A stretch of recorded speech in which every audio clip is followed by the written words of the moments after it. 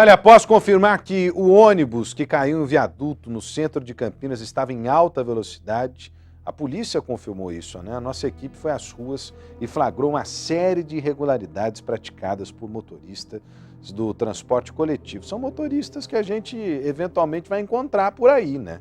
Vai encontrar por aí. Os passageiros reclamam da falta de segurança e as estatísticas confirmam o crescimento no número de infrações. Tem a reportagem da Carla Ramil, peço que você preste atenção nesse caso, porque infelizmente, né, nós todos aqui estamos sujeitos a enfrentar essa situação. Olho na notícia. Avenida Engenheiro Antônio Francisco de Paula Souza, Jardim São Gabriel, Campinas. Pouco antes das 7 da noite. Segundo testemunhas, um ônibus do transporte metropolitano acaba de avançar o sinal vermelho em alta velocidade. A caminhonete, onde além do motorista estavam outras 2 pessoas, é atingida. A destruição causada pela batida assusta, mas por sorte ninguém ficou ferido. Seu Eupídio dirigia o carro. Ele estava acompanhado da esposa e do filho. Assustado, o mecânico conta como tudo aconteceu. Eu estava subindo Valinhos, Campinas, para retornar no farol aqui. Então eu estava parado, quando eu cheguei, tava vermelho. Eu parei, esperei. Quando tava tudo apagado. Aí deu verde. Aí eu saí bem devagarzinho, que se eu sair correndo, aí pegava na minha porta. Saí bem devagarzinho. Este motociclista que estava ao lado da caminhonete no momento do acidente confirma a versão dada por seu Eupídio. Eu estava parado, o sinal abriu, ela foi entrar e o busão veio mandando e bateu. Em alta velocidade? Alta velocidade. A polícia chega minutos depois. E só então o motorista do ônibus, que parou o veículo a quase 400 metros do local do acidente, retorna ao cruzamento. Questionado sobre as afirmações das testemunhas, ele ironiza e agride nossa equipe de reportagem. O senhor estava dirigindo? Isso. O senhor passou o sinal vermelho? Não estava bem vermelho ainda não, estava para vermelhar, entendeu? Estava no amarelo. Você vai ficar filmando? E quanto velocidade você estava? 120, 130 por hora. Mas você estava no limite ou não? Rapaz, o meu negócio é com ela aqui, entendeu? Eu tava dentro do limite. Tá lá o tacógrafo, eles vão saber resolver, tá bom? O acidente, que segundo as testemunhas aconteceu após a imprudência do motorista do ônibus, foi registrado horas depois de a polícia divulgar um laudo sobre outro acidente envolvendo um veículo do transporte coletivo de Campinas no dia 23 de julho. O ônibus articulado, que levava 24 pessoas, despencou do viaduto Miguel Vicente Cury, no centro da cidade. Um passageiro, que foi arremessado, morreu na hora. O laudo do Instituto de Criminalística apontou que o acidente foi causado porque o motorista foi imprudente e dirigia acima da velocidade permitida. A velocidade limite que antecede ao viaduto está fixada em 30 km horários. O ônibus, ele trafegava a uma velocidade de quase 80 antes de atingir o viaduto. E no momento do choque com a grade defensiva, apurou-se que a velocidade do veículo era de 56 km horários. A conclusão da polícia sobre o acidente só reforça o que muitos passageiros sentem na pele todos os dias. Alguns ainda eu acho que é por causa do pouco horário, né, o determinado tempo. Então eles excedem assim. Ali na Moreiras, então, é pior ainda ali. Às vezes eles passam com o farol fechado, tem uns que às vezes nem param no ponto, que é muitas vezes que está acontecendo diretamente. Os abusos cometidos pelos motoristas de ônibus não são constatados apenas pelas imagens registradas por nossa equipe de reportagem, mas também pelas estatísticas. Em 2012, a INDEC gerou 16.775 infrações de trânsito cometidas por funcionários do transporte público da cidade. Só nos primeiros 5 meses deste ano foram 11 mil multas. Uma situação que causa desconforto, principalmente para quem precisa do transporte. As principais reclamações dos usuários estão registradas em um estudo feito pela INDEC. O ranking mostra que, em primeiro lugar, vem a insatisfação dos passageiros com as viagens não realizadas. Em seguida, o não cumprimento dos horários. Depois, a imprudência dos motoristas. E, por fim, o fato do ônibus não parar nos pontos estabelecidos pelo Departamento de Trânsito. Quem utiliza o transporte sabe na ponta da língua o que precisa mudar. Treinar mais um pouco os motoristas, né? Eles terem um pouquinho mais de paciência com os próprios usuários, né, de ônibus. Tem que aumentar mais veículos, né, de transporte nas ruas e essa INDEC dá uma organizada também, né, porque tá feio o trânsito aí muito, principalmente de manhã, né. Bom, essa aí é a constatação que o povo está fazendo. Nós mostramos um acidente que provavelmente, segundo as testemunhas, foi causado pelo excesso de velocidade, pela imprudência do motorista. Graças a Deus, aquilo que poderia ser uma tragédia não foi, né? Mostramos que as estatísticas da INDEC apontam para essa irregularidade, né? E terceiro, fomos lá na rua, ouvir o povo. O povo está dizendo, ó, nós somos transportados que nem lata de sardinha, ó, é duro porque os motoristas andam em alta velocidade, é difícil e tal. Aí o que a gente resolveu fazer? Nessas imagens que você está vendo aí, né, nossa equipe decidiu andar de ônibus. Vamos andar de ônibus, vamos ver se é tudo verdade mesmo. Se é desse jeito que funciona.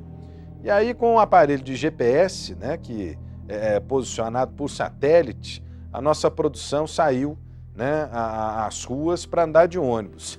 E não demorou muito para constatar que os motoristas de fato excedem a velocidade permitida. Faça-me o favor, hein? Faça-me o favor. Tem ônibus que leva 100 passageiros. Tem ônibus que leva 100 vidas. Pessoas que estão correndo riscos. Riscos gravíssimos, né? E os acidentes, quando ocorrem, infelizmente, podem provocar mortes, né? Sequelas irreparáveis. A gente embarcou com os passageiros, usamos aí o GPS para medir a velocidade dos ônibus e o resultado está confirmando aí as estatísticas, né? Porque diversas vezes aí os motoristas ultrapassaram o limite de velocidade, colocando os usuários em risco. Nós fomos ouvir os responsáveis, as autoridades. A Carla Ramil traz os detalhes para a gente. Olho na notícia. Depois de tantas reclamações apontadas pelos usuários do transporte público de Campinas, nossa equipe saiu às ruas para conferir de perto a situação dentro dos ônibus. Embarcamos com uma câmera escondida e um GPS e percorremos 3 importantes trechos da cidade. São locais com grande fluxo de passageiros e também de veículos. Avenidas de muito movimento, cercada por radares de velocidade e placas de sinalização.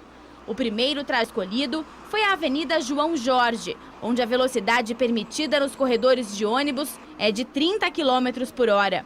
O motorista chega a atingir neste local 44 km por hora, exatamente no trecho onde ocorreu o acidente no dia 23 de julho, quando um veículo caiu do viaduto Cury. À noite, principalmente, que eu acho que a fiscalização é menor, né?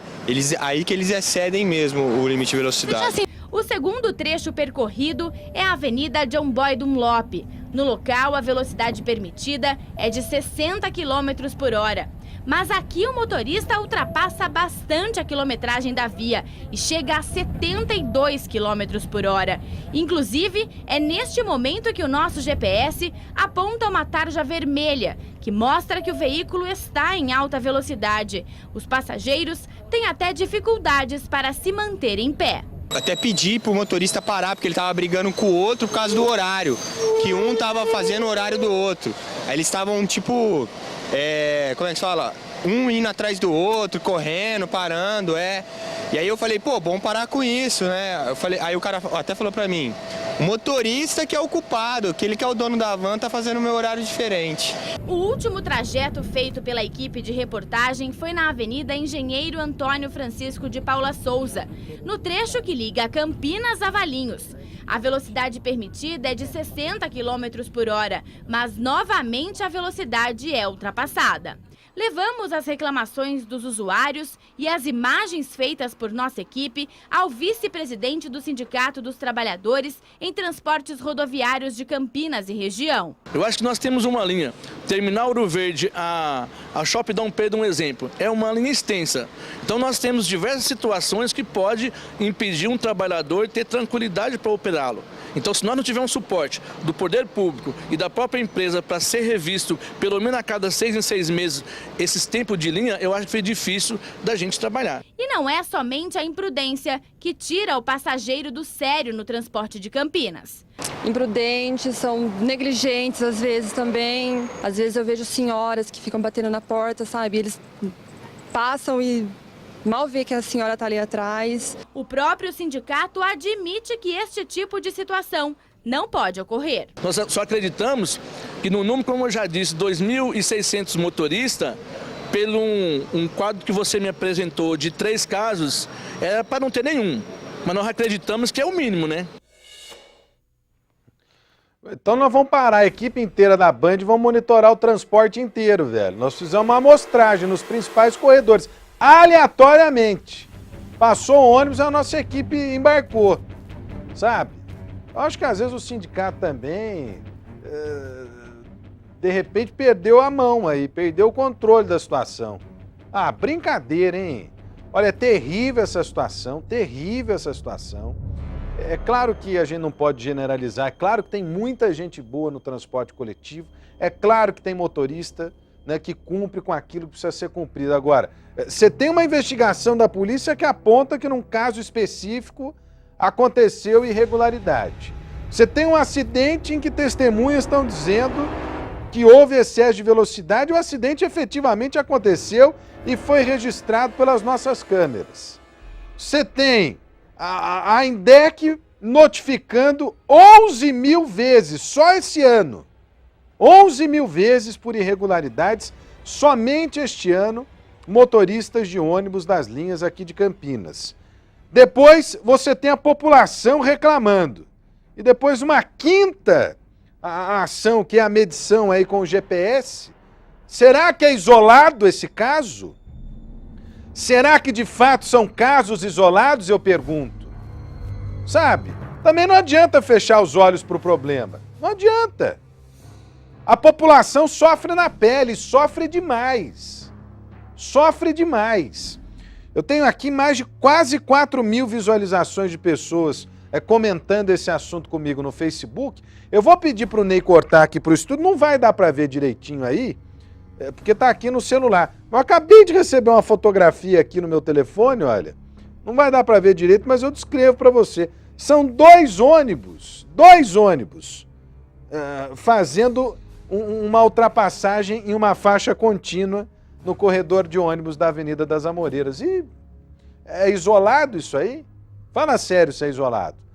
A população sofre na pele, é a população quem está dizendo, nós estamos aqui para mostrar e cobrar as nossas autoridades. Aliás, nós entramos em contato com a INDEC a respeito aí da velocidade média acima da permitida nos ônibus. A INDEC nos disse que não tem como realizar a fiscalização, porque não tem como colocar um equipamento para cada ônibus para medir a fiscalização. E que a fiscalização é feita pelos aparelhos de radar que são instalados na cidade. Agora, tem aquela proposta para fazer um monitoramento digital, eletrônico, via satélite dos ônibus. Por que isso não foi implantado ainda? É promessa que se arrasta, olha, há uns 5, 6 anos aqui em Campinas. Eu até precisava saber se não era compromisso das novas licitações, que já não são tão novas assim, né? Precisa saber se não era um compromisso. Mas, por enquanto, não saiu do papel, a população é quem dança. Por isso, quando teve a briga lá pela redução do valor da tarifa, ainda que a gente tenha que pagar do próprio bolso, né, os subsídios que estão sendo dados às companhias, né, a dúvida que fica no ar aqui é a seguinte: será que é só o preço da passagem que está descontentando a população? Ou o descontentamento se dá também por esse serviço de péssima qualidade que é prestado e que coloca em risco a vida das pessoas? Uma pergunta que precisa ser respondida. Acho que quando questionam subsídios, precisa questionar mesmo, porque o serviço que está sendo oferecido à população não está a contento. não está contente. Pode vir comigo aqui, ó. A Polícia Militar de Campinas encontrou hoje de manhã o garoto de 16 anos suspeito de matar um idoso asfixiado durante um assalto no mês de junho. O menor enrolou o cachecol no pescoço do homem para cometer o assassinato. Alícia Manjavac traz os detalhes aqui, ó. Olho na notícia. Polícia. Era assim que este adolescente de 16 anos, suspeito de ter matado um idoso em junho deste ano, andava tranquilamente pelas ruas do Jardim Paranapanema, em Campinas. O crime aconteceu nesta casa, na Vila Lemos. Seu José Adão Vieira estava sozinho em casa e não percebeu quando dois criminosos pularam o muro dos fundos e invadiram o quintal. Em pouco tempo, eles entraram, renderam seu José, o amordaçaram, roubaram objetos de valor e fugiram. Durante a manhã, a polícia recebeu uma denúncia anônima que apontou o exato lugar em que o menor estava. Aí realizamos a abordagem nele e conversamos com o mesmo a respeito da denúncia, né? Ele informou que tinha passagem criminal pelo crime de tráfico de entorpecentes e estava de liberdade assistida. Foi realizada uma consulta com o nosso Copom e com o reservado da Polícia Militar, obtivemos a informação de que o mesmo estava sendo procurado por latrocínio. Há cerca de um mês, a equipe de investigadores do setor de homicídios e proteção à pessoa conseguiu prender Wagner da Silva Rodrigues Júnior. Na delegacia, ele confessou ter cometido o assalto, mas negou que tivesse matado o idoso. Em depoimento, o criminoso afirmou que depois de roubar a casa, fugiu, mas o comparsa de 16 anos ficou. Foi constatado pelo perito que havia um alfinete no local e ela foi ferida na face, na narina e nas mãos com esse alfinete. Então isso demonstra requintes de crueldade que foram praticados pelos autores desse latrocínio e qualifica o latrocínio, né, e leva a uma maior pena. Olha, me dá imagens de Santa Bárbara do Oeste, o caso Gabriel, porque a polícia está ouvindo testemunha nesse momento e me parece que daqui a pouco vai ter uma entrevista coletiva, pode ser da Polícia do Paraná, que conjuntamente com a Polícia do Estado de São Paulo está investigando a ação desse grupo que pode ter sido responsável por roubar outros bebês. Pelo menos tinha uma lista lá com bebês, né, que possivelmente eram alvo do grupo que acabou sequestrando o Gabriel aqui em Santa Bárbara do Oeste. A Carla Ramil já está ao vivo comigo. Esse aí é o Fernando, o taxista, não é, o Carla? E que já conversou com a gente, inclusive, e é considerado uma testemunha importante, Carla. Boa tarde. Boa tarde, Rodrigo. Boa tarde a todos que acompanham o Brasil Gente. Olha, Rodrigo, o depoimento do Fernando, né, o taxista Fernando, começou pouco antes das 4 horas da tarde, né? O delegado do Dr. Alisson Souza, lá do Paraná, está aqui na cidade e veio ouvir o Fernando, né? Por que é importante, Rodrigo, o depoimento do Fernando? Para esclarecer outro caso que aconteceu lá em Guarapuava no dia 30 de maio deste ano, porque a Ângela, que é a principal suspeita, né, de ser a sequestradora do bebê Gabriel, ela e a prima dela, a Aparecida Nicolete, elas são suspeitas de terem matado uma jovem lá em Guarapuava. As duas teriam então colocado fogo, né, na casa dessa mulher para sequestrar o bebê recém-nascido desta jovem, que ficou, né, Rodrigo, internada com queimaduras graves durante 40 dias num hospital lá no Paraná, mas não resistiu aos ferimentos e morreu. O Fernando foi quem foi lá no Paraná buscar a Ângela e a Aparecida horas depois do crime ter acontecido. Ele suspeitou que alguma coisa estranha havia acontecido naquele lugar e abandonou as duas em Londrina e voltou para Santa Bárbara do Oeste. Foi ele também quem denunciou à polícia Ângela e as duas primas pelo sequestro do bebê Gabriel. Ele já está na sala nesse momento, prestando depoimento para o Dr. Alisson, né, Rodrigo? E assim que esse depoimento acabar, o Dr. Alisson vai nos dar uma entrevista coletiva para falar como andam as investigações do caso lá em Guarapuava. Bom, e que certamente vão ajudar demais a Polícia do Estado de São Paulo, pelo menos para entender esse grupo aí. São 3 mulheres, pode ter gente a mais envolvida, não tem gente envolvida, existem outros casos, não existem outros casos. 2, pelo menos, já tem indicativos aí de que infelizmente aconteceram de maneira cruel, né?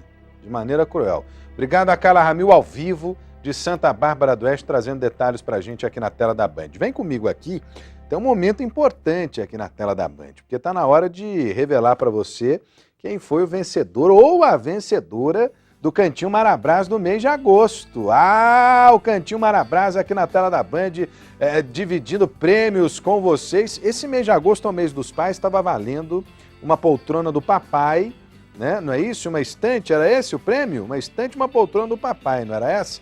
Bom, momentos de tensão. Posso divulgar aqui já assim de cara? De cara. Tá aí a bateria do foguinho para dar pelo menos um momento aqui de expectativa. Bom, quem faturou o Cantinho Marabras do mês de agosto? Quem foi? Ele ou ela, hein? Ela ou ele? Posso falar? Carla! Parabéns a Carla de Campinas, que não é a nossa repórter, evidentemente, com o final de telefone 5243 faturou. Vamos ouvir o que a Carla diz pra gente na resposta pro Cantinho Marabras lá no Ligue Band. Deixa eu ouvir. Oi, meu nome é Carla, sou de Campinas. Vou deixar minha frase, mereço ganhar, né? Porque meu pai é um herói, porque mesmo tendo uma vida simples, me deu exemplo de vida, me ensinou a ter caráter e hoje sou uma pessoa de boa conduta. É isso, Carlos. Os maiores valores estão nos exemplos que a gente recebe, que a gente pode dar. Dinheiro, bem material, isso aí tudo passa, né? O que fica com a gente é essa reforma moral, sem dúvida nenhuma. Parabéns, obrigado pelo carinho da companhia de todo mundo que participou desse Cantinho Marabras. O mês de agosto faturou a Carla. Parabéns a Carla. Rápido intervalo, é isso? Nós vamos para o intervalo. O Datenão está chegando para todo o Brasil na sequência. Não saia daí porque nós estamos esperando vocês, hein? Até já.